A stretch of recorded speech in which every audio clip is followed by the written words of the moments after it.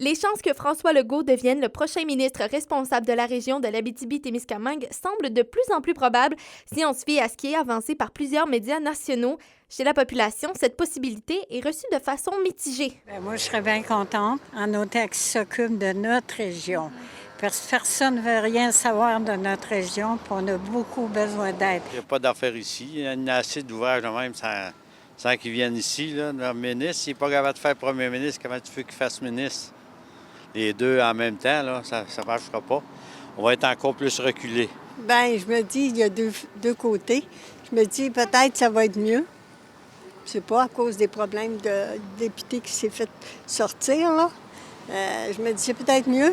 En tout cas, on va voir. La préfète de la MRC de Témiscamingue, Claire Bolduc, est perplexe. Ça me laisse plus de questions que de réponses.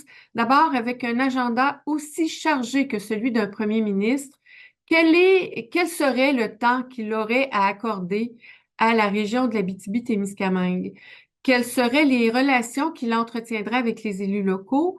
De quelle façon on pourrait travailler de façon de proximité avec un premier ministre aussi occupé? Même son de cloche pour le président de la Chambre de commerce et d'industrie de Rouyn-Noranda, Stéphane Brown. Je crois que tout le monde est un petit peu surpris. Encore une fois, là, on voit que la CAQ improvise sur à peu près n'importe quoi.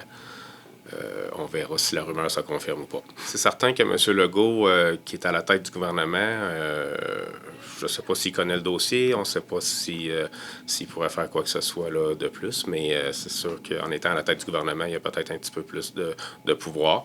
Et puis, peut-être que la CAQ se cherche des votes pour les prochaines élections, donc c'est peut-être leur stratégie. Il y a des inquiétudes quant à l'avancée de dossiers prioritaires et d'enjeux touchant la région. On a les pires routes au Québec.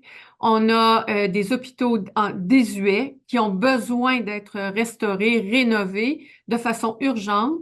La catastrophe cyclique ferme des bureaux dans les régions, dans 5 villes de notre région. Nous, ce qu'on souhaite, évidemment, c'est que ce soit positif pour la région. Nous, on aimerait avoir des investissements et on aimerait être reconnus aussi à la hauteur de l'argent qu'on envoie au gouvernement. Donc, peu importe qui est en poste, c'est ce qu'on aimerait voir. Le cabinet du premier ministre n'a pas répondu à savoir si François Legault allait devenir le prochain ministre responsable de notre région et n'a pas réagi aux spéculations. Roxane Caillouette, RNC Nouvelles, Rouyn-Noranda.